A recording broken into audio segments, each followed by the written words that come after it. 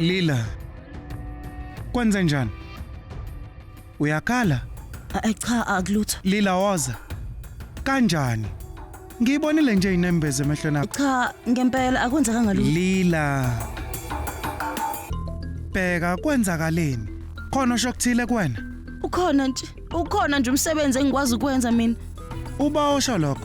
Namhlanje endaweni yokudla. Akekho sho lutho.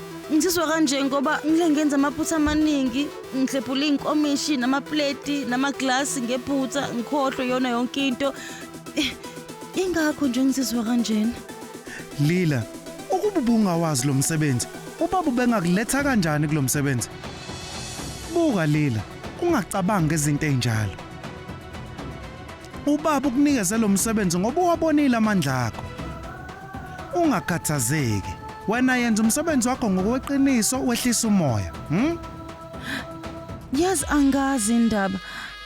Kodwa angizithembi nje nhlobo.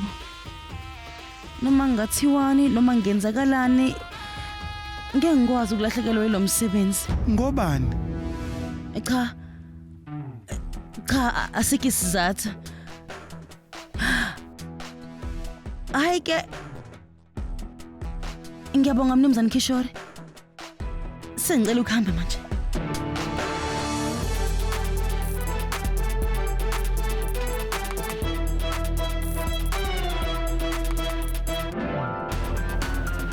Lila awungitshelanga lonke iqiniso kodwa ngazi kahle ukuthi kwenzakaleni namhlanje. uDurga noLakshmi noSaraswati bangenzela umsebenzi wami walula ngokuza kwabo la. Lila ithuba lakho lokuthola ukwethemba liza kumina kancane kancane. Ngizosebenzisa ukungethemba kwakho ukuze ngikwazi ukuthi ngigaxelise uAJ kuyo yonke lento le. Hayibo bantabami naze nasheshe ukubuya. Namaste. Ubaba kaLila uzokwenzani la? Kwenzakalani ngomndeni kaLila kanti? Hawu Vasante awuhlalanga ngisho isikhathi eside kodwa manje wena usuyahamba. Ukhuluma iqiniso ngizoletha istate senkosi uKrishna sePuja. La uyahlonishwa njengomuntu wasemzini kodwa le uphatha nje njengesisebenzi. Lakshmi uAJ uhlanganiphile. Ngenzeka ukuthi ukhona umdlalo omkhulu awudlalayo kodwa yena akakuboni lokho. Cha ngike nganizwa nanithi nibungaza uKrishna lapha ekhaya lenu. Kungenjalo phela ngabe ngike nganimema nonke lapha ekhaya. Miss Jagida sizobuye sizongolunye usuku. Bengifisa nje ukuthi ngahlangana noLila. Kodwa inkinga umtshela ukuthi bengifikile. Uqinisile. Uzophatheka kabi ukuthi ubufike lapha wahamba ungambonanga. Sengihamba manje. Kulungile. Ubaba kaLila ucabanga ukuthi uLile bese ekhaya. Akazi ukuthi uLila njengamanje uyasebenza. Awume kancane. Lokho kuchaza ukuthi uLila akazange azawutshela umndeni wakhe ngalomsebenzi.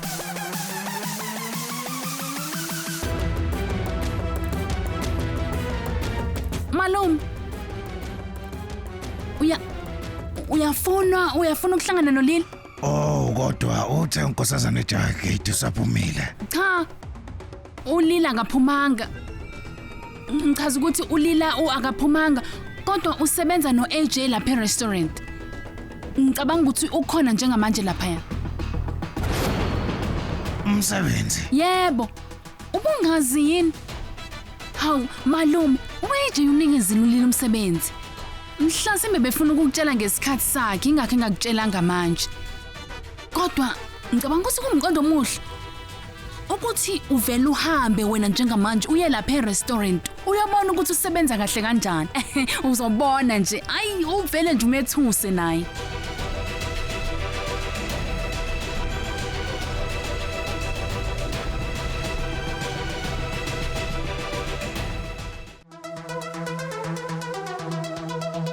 Izinqumo zakho ngiyabona ukuthi ngeke zimlimaze umnumzane wena nje qhubeka usebenze nje la.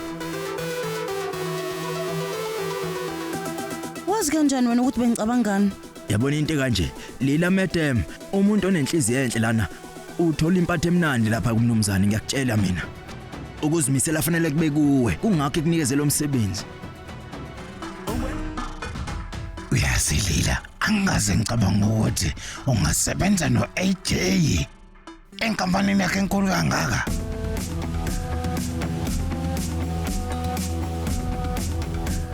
Cha. Akufanele ngimtshele ukuthi ngilana. Ngifuna ukumbonesha umsebenzi wakhe. Uxolo, ngingamthola kodulila. Yebo. Ngiyabonga. Madam Ulila.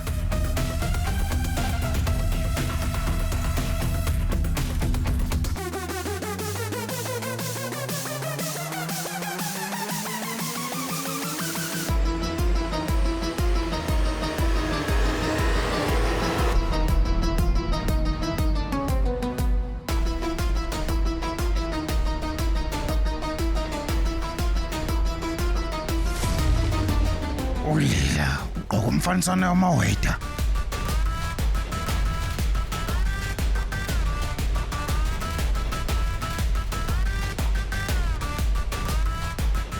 Ngiyaxolisa.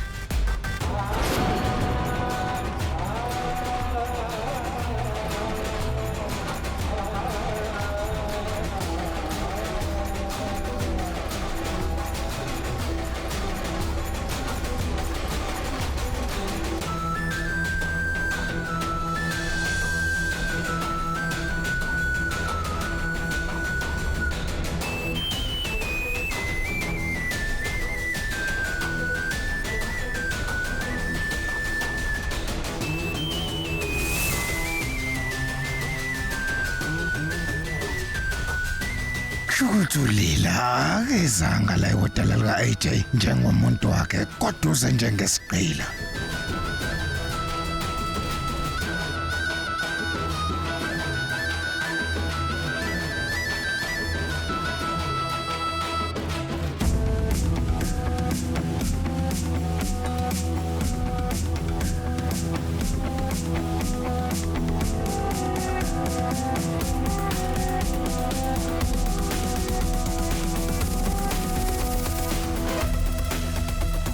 Baba Kalila. Bonje, wenzani ngapha? Ubufisa ukuzobona Ulila baba. Kwenzekeni ngempela? Mhlawumbe ubuzobona Ulila. Kanjani ukuthi ngahlangana naye? Uyabona lo msebenzi awenzayo.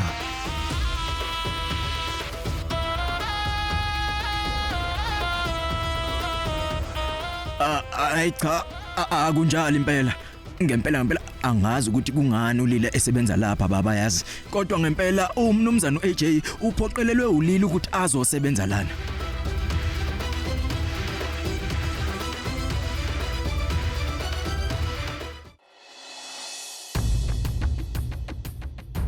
Lila madam, ubaba wakho kade efikile lana befuna bomngenisa ngaphakathi wamenzela ukudla naye.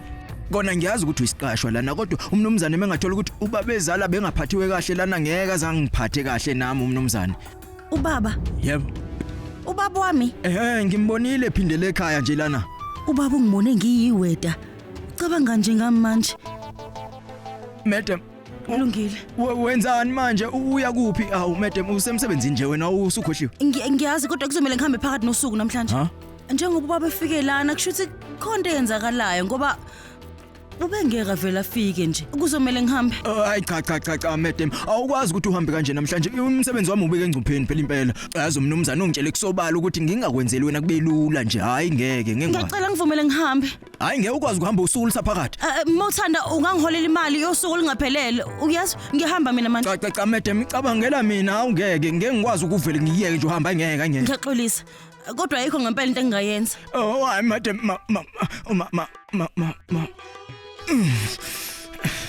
ngeke ubhekane nenkinga zami unkosikazi kaMnumzane wena kodwa seni inkinga zami.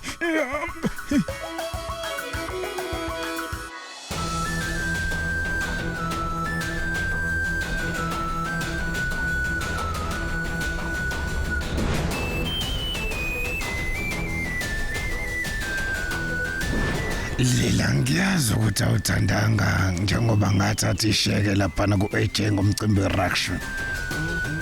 Ukhuluma iqiniso bekufanele ngazi ukuthi uzomkhokhela yena uAJ imali yakhe. Uyiphakamisa kwakho angeke ukuhlalisa ngokuthula. Ungaphuthelwa ukuzibophezela ngo7 ntambama njalo ngomsombuluko kuya kuLesihlanu on yours truly zizonke sisonke DStv channel 169.